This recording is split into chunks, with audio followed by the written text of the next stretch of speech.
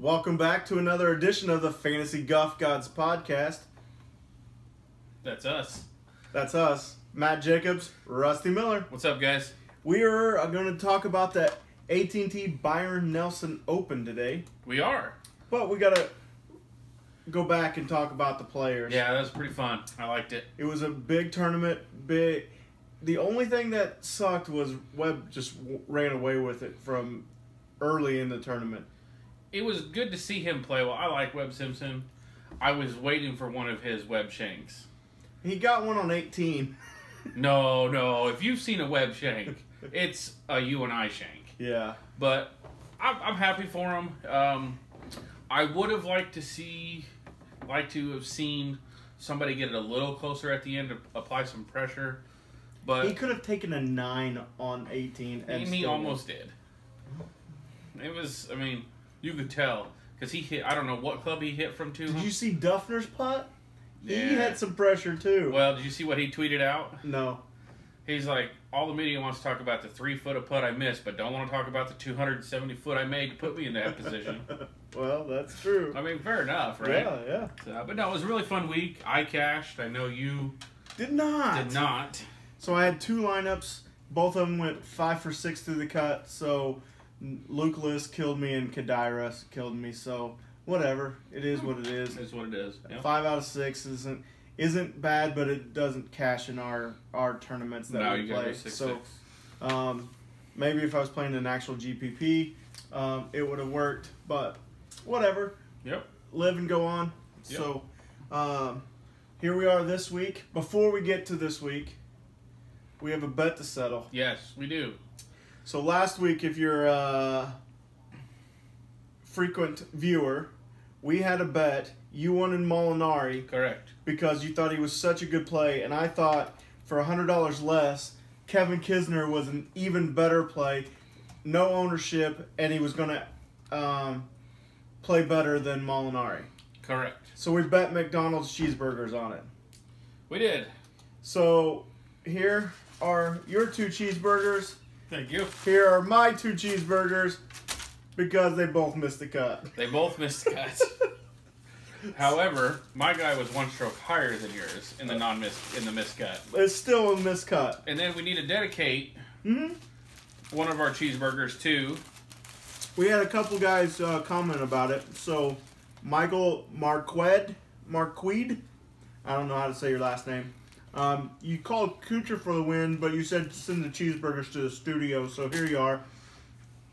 And ZZid also watched the entire show, and he loves the cheeseburgers as well. Yeah, so they are good. And then we had another comment for Brant Snedeker for the win, and you just wanted to call him out because he sucked. Brant Snedeker, I don't know what he did, but it wasn't golf. We got another shot. You going to take Brant this week? No Brant for me. Okay. So, these are cold because he's been here for a half hour. But we're going to eat these while we talk. Yep. So. All right, so we're at a completely new course down in Dallas. Actually, in Dallas. In the city limits of Dallas. At Trinity Forest. Yeah, so here's the unique thing. Byron Nelson has been in the Dallas area for 30 years. And they've been at the same course for the last 20-some years. And then they went away from that course this year to a brand new course that's only been open not 2 years yet. About 18 months. In downtown Dallas. Called Trinity Forest. It's an interesting course because it's a traditional links course. Yeah. So very unique looking. Yeah. So no trees, 100-yard wide fairways. Greens are huge undulation. You're going to need to be they have a shared green. Yeah, that's kind of cool too. Yep. It's going to be it's fairly long actually. It's 74 just under 73.80, par 71. So they play it as a par 71. The members play it as a 72, but we don't care about that necessarily. What else? One down. Yeah.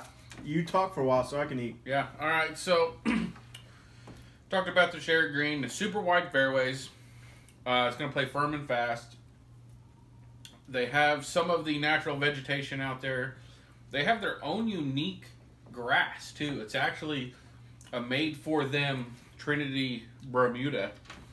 So that's kind of cool. And the rough area is a mixture of 40 different plants and they've got wildlife. So they built this on an old landfill. Yep. So there was nothing there. So they basically... Well, there's trash here. Yeah. They capped it with clay or whatever and then brought in 700 dump trucks full of dirt or something to mound it all up and everything. A lot of dirt. So then they wanted to put this old vegetation there that had been there hundreds of years ago before basically it was civilized. So that's pretty cool to give back to the nature that kind of way. Yeah, it's very unique. And it's going to be interesting if you're in it. That'd be cool to watch too, I think. Because you may not have shots and you may just have dirt patches to hit off of. So yeah, looking at this course, I mean, if you go to their website, trinityforestgc.com, you can see some of the pictures they have, and it's really unique looking. It's not like something you would expect to see inside city limits at Dallas. They have one green complex that's 35,000 square feet. That's the shared one? It has to be. Yeah. And for example, I played golf earlier today on a local muni course, and their average green complex is about 1,000 square feet. Yeah. So their entire course's greens could fit in on this shared green. Twice. Yeah, twice. Almost 3 times. Yeah. No, it'd be twice. Right at twice. Twice. Because I played 9 today, that's what I said. But anyways, it's going to be really neat to see. I would be surprised to see next year if this course stays on here on the list. It will. They've signed a contract. Is it a for multi-year? a while. Yeah. If this course plays true to an open style course, if any other big names come in, because the Players is being moved to March, which will be very cool, then this might open this up for this event, Byron Nelson up for more pros to come in. And depends on where it falls in the schedule. That's what I'm wondering. What comes because what the PGA also moves up, right? I think everything moves up a little bit, but I don't know where at yet. Because I mean, I'm sure it's out there, but I haven't paid attention. Yeah. But yeah, go to their website, trinityforestgc.com, and look at some of the pictures. It's pretty neat. I'll be excited to watch some of it this week. Weather in Dallas, Thursday, hot. Friday, super hot. Saturday, super hot with 15-mile-an-hour winds. No trees, could be interesting. And Sunday, hot, no rain. So it should be a good week for golf if you like hot weather. Other than that, we've got the wind is the interesting part. And right now, it doesn't show that there's going to be any. But it's, down where I work, there's no wind except for right where I work. It comes off of that field. You go to play at the golf course and there's no wind. We're 3 miles from the golf course and it's windy as can be. So I'll be interested to see because our place is out in a big open field like this is. And it's always windy at the shop. So I'm wondering if this is going to be one of those places that it's just windy regardless if there's no wind in the forecast or not. Makes sense. All right. So You got two down? I'm done.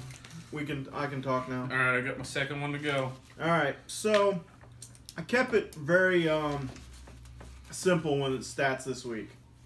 Because brand new course. Apparently there's only been one local college tournament there. It's the only tournament that's been on this course yet. So literally nobody knows how it's going to play. So I went back to the fundamentals, put it on ball striking and around the green. Because I really think you're going to need, you need ball striking every week. But I think you're going to miss these greens. And because of the way they run off and they're shaped, you're going to run them off of and need to either chip or putt onto them and things like that. And then DK points.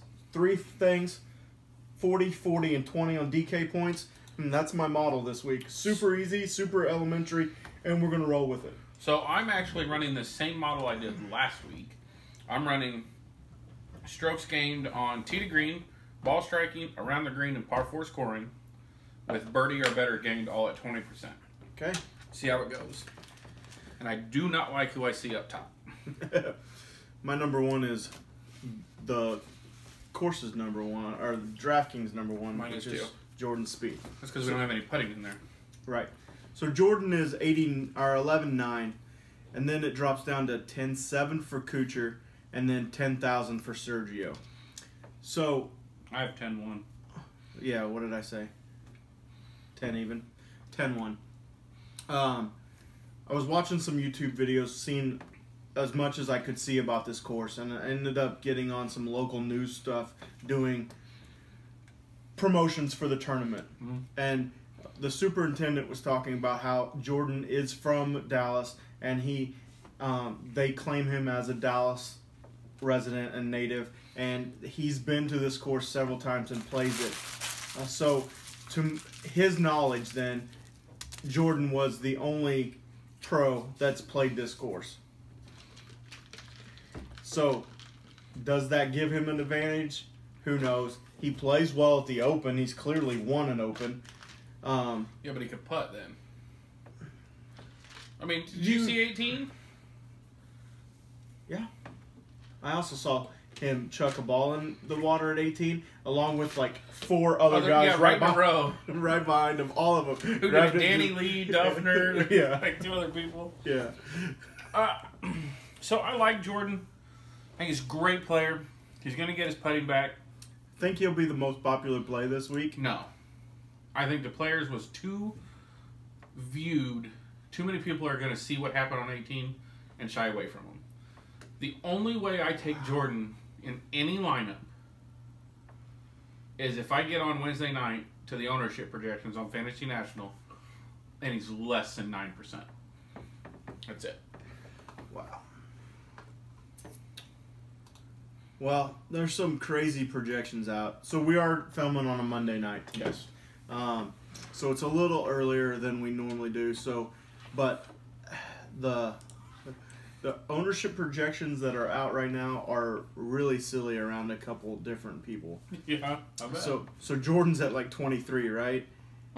And then Brendan Grace is at 22. Chucky Three Sticks is at 26. Grayson's at 23. Oh, and then you get to Martin Laird at 28%. They must have not loaded something. At 79% or 7,900. So, yeah, I mean, it's going to come down, obviously, but it's really crazy. But just looking if it kind of trends this way, I mean, Jordan's going to be twice as much owned as Kuchar and 3 times as much owned as Sergio. But do you really think that? I do. You really think that? I think that... Because I will take Kuchar at 10-7 over Jordan at 11-9 all day, every day. Well, and we're going to get to it because we talked a little bit before we started. Literally, the bottom half of this, I mean, like $7,700 and down is garbage. There's not a lot, so... So if you can save $1,200 off of your... You have to save $1,200. So, to me, I won't... I think Jordan's a good bet here. Well, first off, his betting odds are 5.5, 5.5 to 1. So that's ridiculously low. Yeah, and I get why that's that way. But I don't think I can play Jordan Spieth this week. I just... Looking at... You click him... And your average salary goes so far down. Yeah, and then you start looking down there, and it's just there's nobody for me, and I haven't gone through the field extensively yet, like we will tonight, and I will in the next couple of days. But I have no one down there to pair him with to justify his pick. I get it, and that scares me because, I said it last week, I said it the week prior, and I'll say it again this week. Someone in the low 7,000s is going to do something good. The problem is, half of these 7,000s... We don't know. We don't know, and we don't know enough about yet to justify that pick. And that's what you'll hear from me when I do pick people down here. It's people that have some sort of track record that we can... I mean, James Hahn at 76, but that's still too much. Yeah. James Huh I mean, if we're jumping down there, Kevin Na at 72 is clearly a better golfer than some of the others around him. I mean, Brian Gay at 69, he's not horrible. He's not good, man. Kevin Tway at 72. I mean, I know. Yeah, so that right there, we don't need to go all the way down there right now, but that's why I can't justify putting Jordan in a lineup this week. No, and I can't either. Because if you think about that $1,200, not only does he have to win then for taking that much salary, he's just not playing that well lately. No, and this is, I mean, I could see him winning here. Absolutely. But if you do, you may take 3 other guys in the 71s that all miss the cut. So who cares if you have a winner? Yeah, that it doesn't matter. And you know, because we talked earlier, my lineup starts several $1,000s less than that. Yeah. I can't take Jordan. I might be able to start a lineup at Cooch or Garcia. I'd rather start with Garcia, even though his form is not great. I like Garcia here a lot. His ball striking is the best of the 3, I think. His putting is probably second behind Kuchar at the moment. It's not by anywhere near Jordan, so... Yeah, you still think Jordan's the worst putter of the 3 of them right now, right? That's not even questionable. Okay. He's like 190th strokes gained putting. Yeah. So, yeah, that's... All right, so if I do, right now I have 1 lineup. I probably will have 2 lineups. Okay. It doesn't have any of these 3, and if the next one does, it will have Sergio and not Kuchar or Jordan. Speed. Yeah, no. I will start one with both Kuchar and Garcia. Man, that's...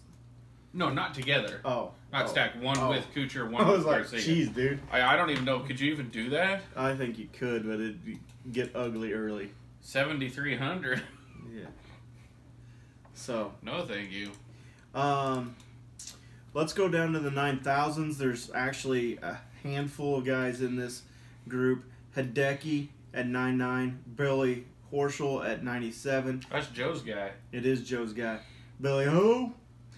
Jimmy Walker at 95, Brennan Grace at 94, Adam Scott at 92, and Leishman at 91, and then Bo Hostler at 9,000. So I see 3 names there I like. I also see 3, maybe 4, depending on how wild you're going to get in this area. So, who you got? Jimmy Walker. Yep. Coming off the Lyme disease. I think he's getting back to 100%. He played well last week. Phenomenally. He's from Texas. He can play. He's a Texas boy. He's, I think... The wind isn't going to scare him, I promise. I also like Adam Scott here. So, here's the interesting thing about this is... Right here in this area, you have Brendan Grace, who's from South Africa, and then Adam Scott and Leishman, they're both Australians. Down Undes. All 3 of those grew up playing in the wind. Correct. So, it's interesting. I like Hideki at the top. Okay. I think... I have no love for Hideki this week. That's fine. I think he's probably one of the best ball strikers in the field. He's ranked 34th on my model. In ball striking? Yeah. In the last strokes gained. Strokes gained ball striking, he's 3rd or 5th. Yeah, not in mine in the last 24 rounds. Oh, I was in the last 50 rounds. Yeah, I'm in the last 24. He's 34th. Okay. Let me ramp this up to the last 12 rounds so we can get an even more recent take on his ball striking. Yep. We good? All right, so we're back after some technical difficulties. Yeah, apparently nature calls. Cheeseburger's getting you. Yeah. Anyways, you were talking about Hideki and his ball striking. Yes. So, while you were indisposed, I ran the model at 12 rounds, most recent. Does it He get worse? goes to 79th ball striking. So, I will let you take Hideki and all his ball striking stats Okay. with you and let you start your lineup there. I will not. I am, however, starting my lineup in this range with Mark Leishman, Adam Scott, Brendan Gracious. Somewhere in there, those 3. because I like that they've played in the wind. They played on the Euro Tour. They know how to handle it. And if I start there, I don't have to dip as far down. True. And Scott was T11 last week. Brennan Grace was 46th, and Leishman was 63rd. So not a great lot of form coming in, other than Adam Scott's is better than most. Yeah, so I just put my rolling model on there. And, like it less. Well, so over 100 rounds, Hideki's third. 50 rounds, Hideki's third. 24 rounds, he's sixth. Then 12, it's 44. 8, it's 42. And then fourth, it's 28. So he's 28th last week, roughly. Yeah. Okay. Fair enough. I mean, it's possible he could do well here. Not for me. Oh. Yes. We were remiss. We remiss about what? When we were talking about last week, we forgot to congratulate the new world number one. Justin Thomas, yes. Our boy, JT, is world number one. We call him our boy just because I pick him every week and I think he's the best player in the world. And finally, he's there. And you can legitimately say it. I am proven right now. How about that ball in the water for Tiger on 17? I had him in one and done. So after the cut, I was like, yeah, at least he made the cut. And thanks to Justin and Justin and Jordan and Bogian, and he made the cut. And Wes Bryant is the only way they made the cut. So that's awesome. And then wake up Saturday morning, he's on a run. He's on a heater. So I turned it on. I was watching it, and he got all the way up. And I was texting Joe back and forth, and he says, "You think he can win?" I said, "No, I think Webb's going to run away with it, but he can finish second, and second's still $1 million in this for the tournament." So then Sunday was Mother's Day, obviously. Happy Mother's Day to all of you mothers. I doubt there's very many mothers that watch us, but I know mine doesn't. Does yours? But I had family things to do, obviously, so I was kind of checking in on it, and he was creeping up that leaderboard every time I checked, and then all of a sudden he was like from T3 to 11th, and I was like, what the hell? So I looked, and he doubled 17, and I was like, I honestly saw it coming. Yeah. So we'll talk about that, I guess, next time he's in the field, but out of this range, I do like Hideki, and I will start a lineup with him. I like to pair it with somebody else in this range, which is also the benefit of not being able to take like Jordan. Yeah, not having to take Jordan. You can take two here. Yeah, so I initially I like Hideki and Leishman, Scott, Grace, Jimmy Walker. All three are really fine plays. So, and I also like this range a lot, but I don't like the 8,000s that much. So I kind of want to fit as many of the 9,000s in as I can. Yeah. Because I don't like above or below them in this pricing range, honestly. So I cannot take Leishman, Scott, Grace, and Walker and do anything. Leishman, Scott, Grace, and Walker? Yeah. No, but you can take 3 of the 4. You can take 3. Yeah.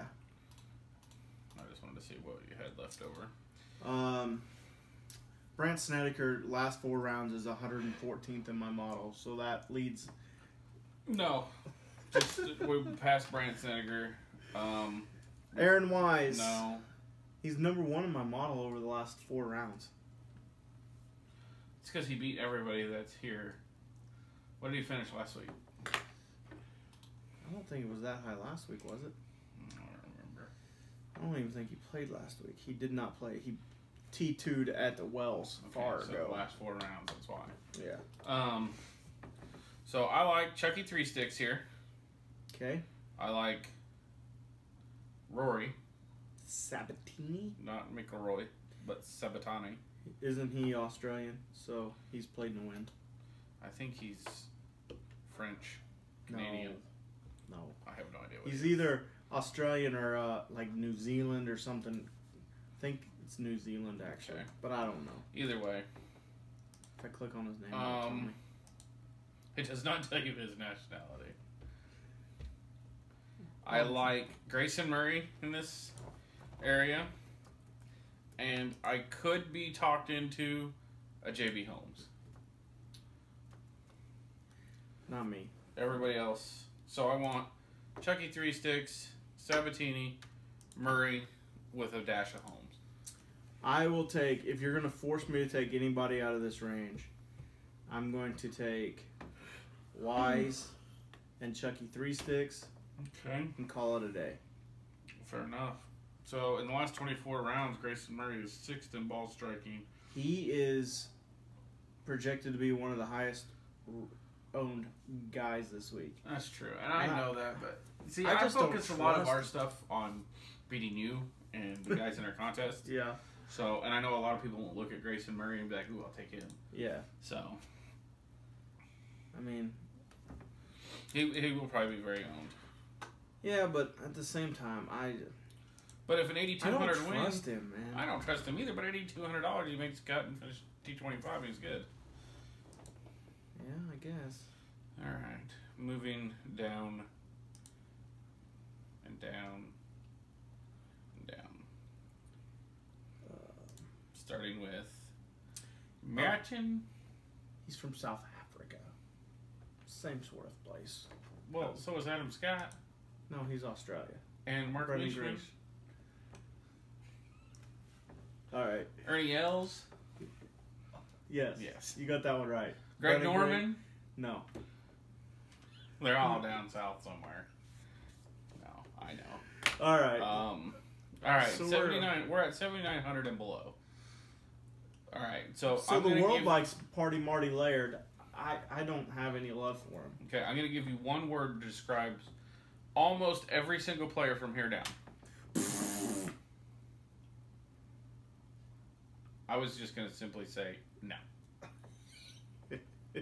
If you have to go down here, blindly throw something at it and pick that person. All right. Well, we can't just say that. So Okay, James Hahn, yes. Martin Laird, yes. I'm gonna go back to the Joaquin Neiman train. I could deal with that. I could deal with a Keith Mitchell. Keith Mitchell's probably a really good pick from here. James Hahn, I said. This is gonna sound crazy. You going to my Kadira pick? No, he's 96th in my model. Aaron Baddeley. He's 16th in my model, 2nd in strokes gained around the green, which, as we believe, could be a good one here. Mm-hmm. All right. He is from Australia. I had to look it up Aaron Baddeley? to make sure before I opened my mouth. But Yeah, Ernie Els. Yes. Yeah, we don't need to name them Okay. all. I like Bill Haas here. I could see this being James Hahn. I do like James Hahn.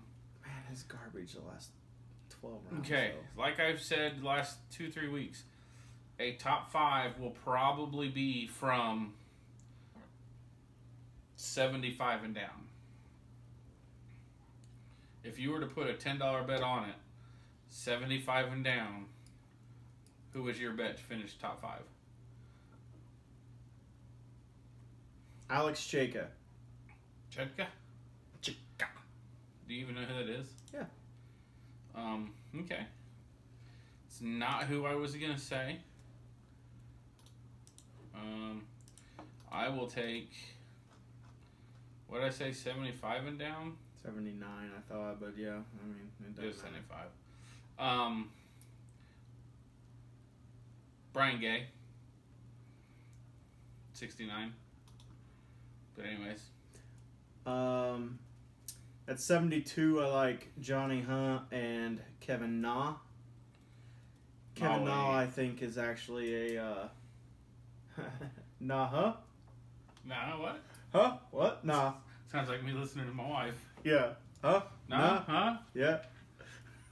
Dwight? Dwight. If players actually heard us make fun of their names, they would hate us. Hey, there's another South African down here, Ernie Els. The Gooch? No, Ernie Els. I know. Yeah, those two... There's just, it's just so up in the air down here that it's it's impossible to really pick someone with a lot of conviction down here and think they're actually going to do well. I like CT Pan a little bit this week. He's at 7,000. Dan Marino. Oh, I always think of him in the movie of whenever time I see Steve Marino's name. Yeah. Bad Boys 2. Oh, I was thinking where they come and take the Ace test Ventura. drive. Yeah. But he's test driving the Cadillac. Oh, yeah. And then Will Smith and Martin Lawrence come and take it from him. I don't know why I always think of that. Which is funny I mentioned that because John Rollins is in that movie. He is. It's actually Henry Rollins, but not. John Rodriguez? There's another Australian in the field down here. Wait, let me find him. Stephen Bowditch. Yeah. He's awful, but I like him on Twitter. I don't know how that translates. Well, I just want him to win so he's relevant for another 2 years. Yeah, fair enough. But I don't think he's going to be.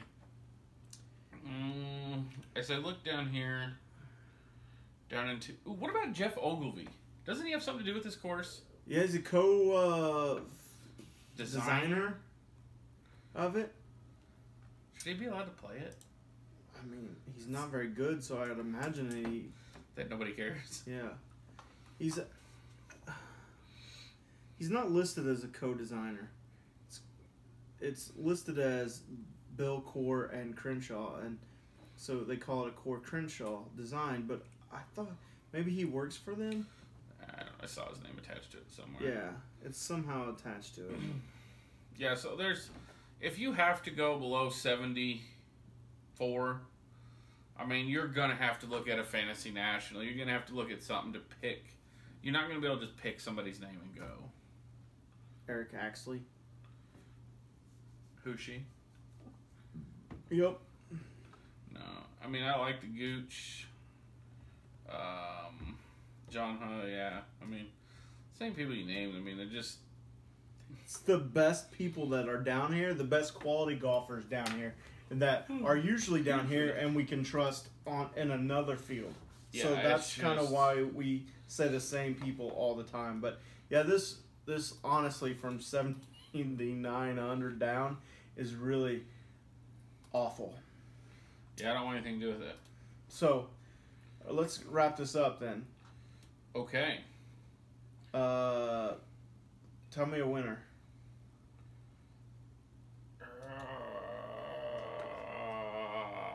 Man.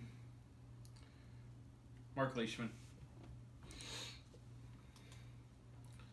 You? I am going to go with Jimmy Walker. I almost said him. Because I can see it. Yeah, so he's got the 4th at the Valero, which is also in Texas. And then last week he finished T2 at the Players. That's in Florida, though. It is.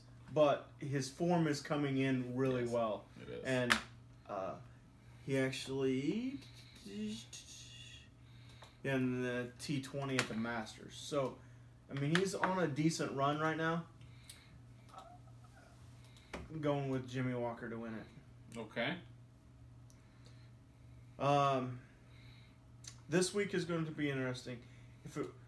I hope it's good golf. And I hope it is too, with the course. And it should be a fun course to watch, so we'll actually watch some golf. But the field I'm not super excited about. So it's going to be interesting to see who they put on PGA Live to keep our attention on Thursday and Friday mornings. So, I mean, I'm assuming they're smart enough to take Walker or Spieth, Hideki, Kuchar, and split them up. Well, so they can do it morning and an afternoon, and then vice versa the next day. I mean, then you still got Sergio and Hideki and Walker and Scott and Leishman. So, I mean, there's 10 guys that you can split and put into a couple groups in the morning, afternoon, and then put them on PGA Live and flip them. So I just built a lineup with some of the guys we were talking about, and I always build up a lineup the minute I see the pricing and just kind of go through and scroll and pick.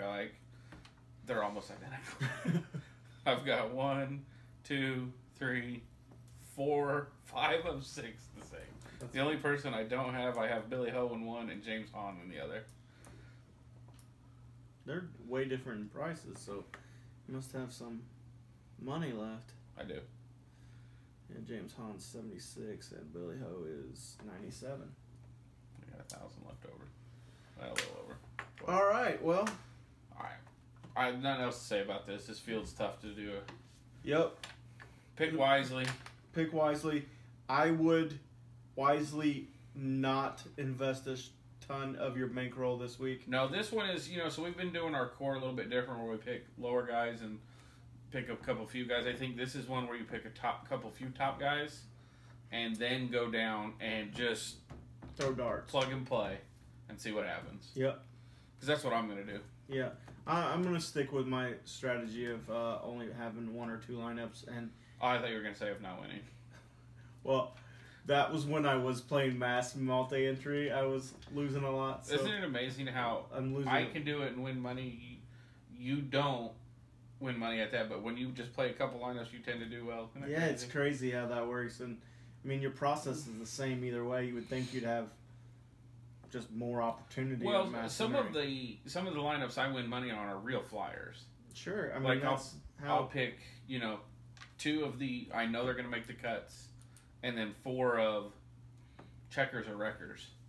They're all four missing the cut, or if they all four make the cut, they're 1% owned. I think I had 2 lineups in the quarter arcade. I just threw a couple flyers in. I think my total ownership was like 27%. That's crazy. And I won $1 off of it. I mean, now granted, we're talking small potatoes, but there's 25 billion people playing quarter arcades. But I like to see how ownerships are in those. But yeah, I had one lineup, 4 guys had like a 1% ownership. That's crazy. So, all right, so we got Dean and DeLuca next week, and then the Memorial, then the St. Jude, and then the U.S. Open. Yeah, so pretty exciting. A couple mediocre tournaments this week and next, and then the Memorial will be nice, and then St. Jude.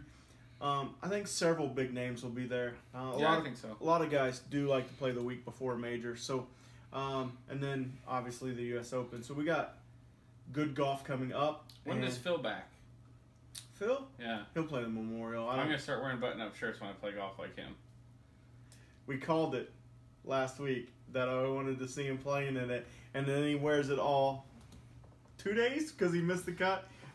He was tired. But you could tell he didn't care. Yeah. I mean, usually I don't say that about players, but Phil was like, just get me home. Yeah. I think you could tell. He almost wore one to my golf tournament Saturday. Do what? I almost wore one to my golf tournament. That's funny. I had it out, and I'm like, You should jump on that website and see how much those shirts are that he's... the workday shirts, is that what they are? No, it's some other dress shirt company that he signed an endorsement deal with for stock in the company. And as part of that, he's going to be wearing... Shouldn't he stay away from stock? Didn't he have some... I think it's, I think maybe he should just take the cash and run. Yeah, so, but somebody interviewed him about it and asked him about it, and he says, I've always been a trendsetter when it comes to fashion, and this will continue it. No. I can't. He looks so rigid out there. When you talk about trendsetters, I don't think of Phil as a trendsetter for fashion. No, maybe wedge play, but not fashion. Yeah, so that's funny, but yeah, I don't know. Remember that Mize and something is the name of the company. Yeah. So I'd be interested to see how much those shirts go for. Because his belts are like $900 alligator belts that he wears every week, and his pants are like $1,500 pants. I'm like, you spend some of that money on lessons. Well, he's been playing well. He is pretty good. He is. All right. I don't think we have anything else for you guys. Nope, I think that's it. So we will see you next week for the Dean and DeLuca. Until then, good luck.